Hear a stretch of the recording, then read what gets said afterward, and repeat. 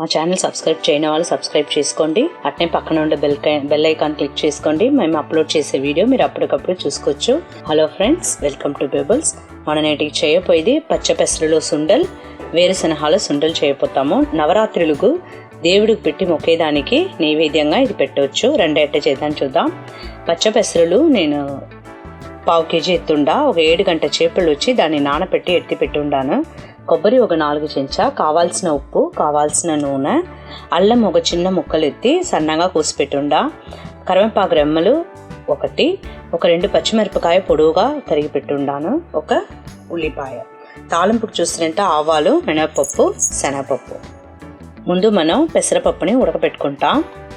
చూడండి, ఒక గిన్నెలో వేసేసి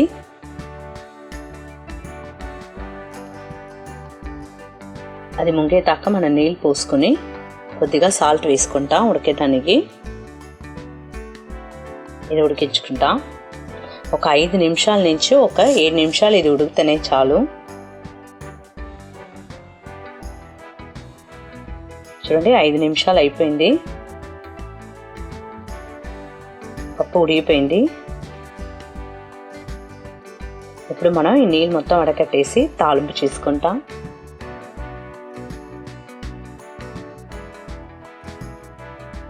నూనె వేసుకోండి. నూనె కొద్దిగా పోస్తే చాలు తాలింపుకి.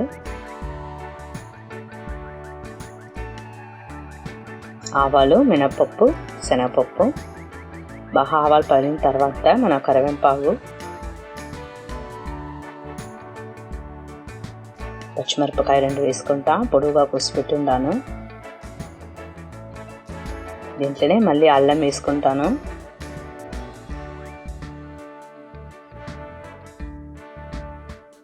ఉల్లిపాయ బాగా కొద్దిసేపు ఉల్లిపాయ వేగిన తర్వాత మనం పప్పు వేసుకుంటాం.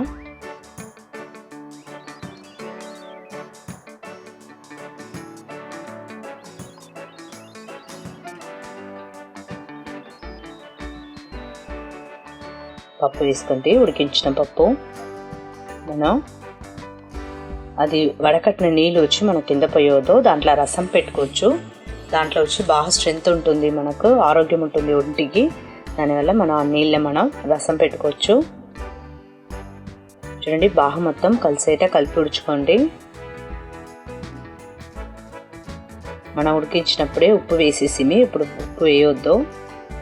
కొబ్బరి వేసుకోండి. కొబ్బరి కూడా మొత్తం బాగా కలిసేట కలిపి ఉడిచేయండి.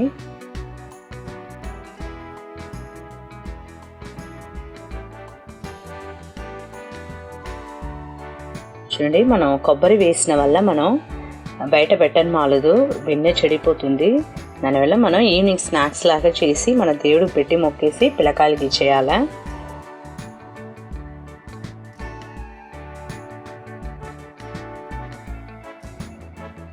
చూడండి, పచ్చబెసరులో సుండల్ రెడీ అయిపోయింది. ఇప్పుడు అంచింది మనం వేరుశనగల సుండలు చేయబోతాము.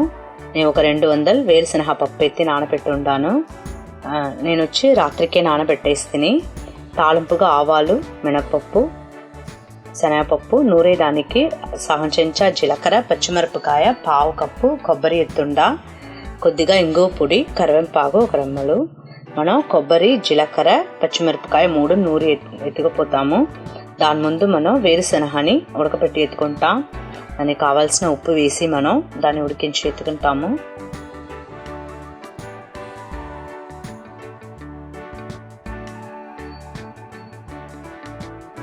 2 విసులు ఉడిచి ఎత్తైంది. ఇప్పుడు తాలింపు చేసుకుంటా. ఉడికిపోయింది వేరుశనగ పప్పు, ఆవాలు, శనగపప్పు, మినపప్పు వేసుకోండి, కరివేపాకు, ఇంగువ పొడి, దీంతో పచ్చిమిరపకాయ, కొబ్బరి, జీలకర్ర 3 సిరి నేను నూరి వేసి ఉండాను. ఉడికించిన వేరుశనగ పప్పు. నేను దీని ముందు వచ్చి వేరుశనగ పప్పుని పొడి చేసి ఉండాను. నేటికి వచ్చి కొబ్బరి, జీలకర్ర, పచ్చిమిరపకాయ నూరి వేసి ఉండాను. మనం వచ్చి దేవుడు మొక్కేదానికి నవరాత్రులకు ఏమేమి ప్రత్యేక రకాలుందో అన్నీ మనం చేయవచ్చు. నా నేటికి చేసింది చూసినంట వేరుశనగల సుండలు, పచ్చపైరు సుండలు. కొత్తిమీర ఆకు వేసి బాగా కలిసేట కలిపి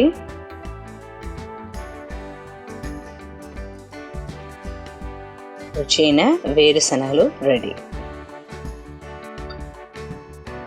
నానేటికి వేరుశనగ పచ్చబెసలులో సుండలు చూపిస్తుంది.